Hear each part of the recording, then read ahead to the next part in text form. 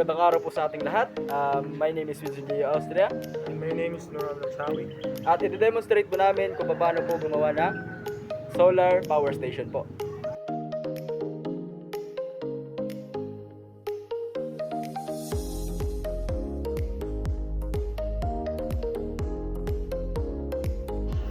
So ayun po, nagsimula po kami sa pagkabit po ng charge controller sa battery. Mula po sa negative to negative, then positive to positive po. Para po malaman po namin kung may current po ba na dumadaloy sa ating charge controller po.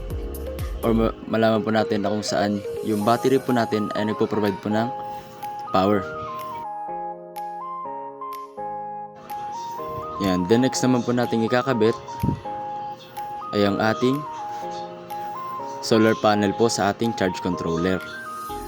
Ating makikita po dito na kung saan is meron pong nakalagay po sa ating charge controller na kung saan may procedure po doon na kung doon mo po ilalagay yung iyong solar panel. Kung anong wire po ba ang ilalagay mo doon mismo sa charge controller na yan. Then natin po makikita dito na kung saan yung pula po, yun po yung ating positive, and yung black po natin, yun po ang ating negative. Yan. So dito po kinakabit po natin yung ating panel po sa charge controller. At pagkatapos naman po nun ay titingnan po natin kung may dumadaloy po ba na voltage sa ating charge controller. Yan. Atin po makikita dito na kung saan yung ating solar charge controller po ay hindi po nadadaluyan po ng current mula po sa ating solar panel. So ang ginawa po namin dito is inulit po namin yung nangyaring proseso na kung saan is titingnan po namin kung may dumadaloy po ba na current sa ating wirings or sa solar panel po mismo.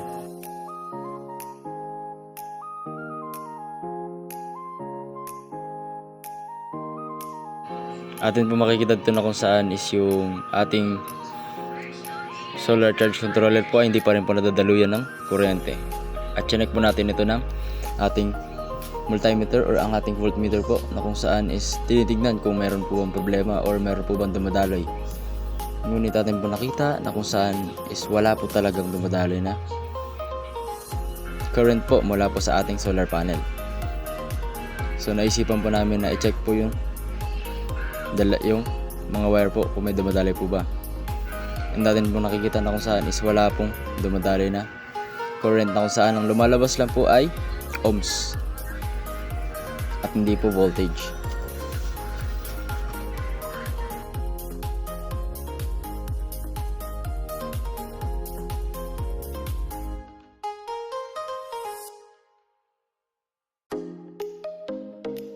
So ayun na nga po, sinecheck na naman po namin ulit yung voltahe ng aming solar panel po kung may dumadaloy po ba na kuryente.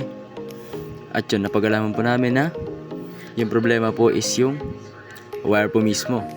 Hindi po siya naka-attach sa solar panel po talaga, which is hindi po siya directly nakakonect. So ang ginawa po namin is inayos po namin yung wire at ikinabit po namin ng maayos sa solar panel. At nung na-check po namin, bago pa lang po siya nag-provide ng electricity. So yun po, atin po makikita dito na kung saan po ay binabalik na po namin yung wire po na galing po sa solar panel.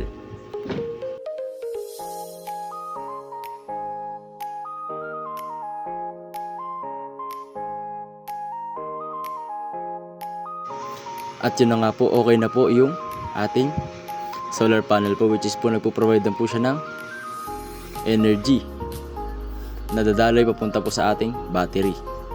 So next naman po natin is yung ating inverter po.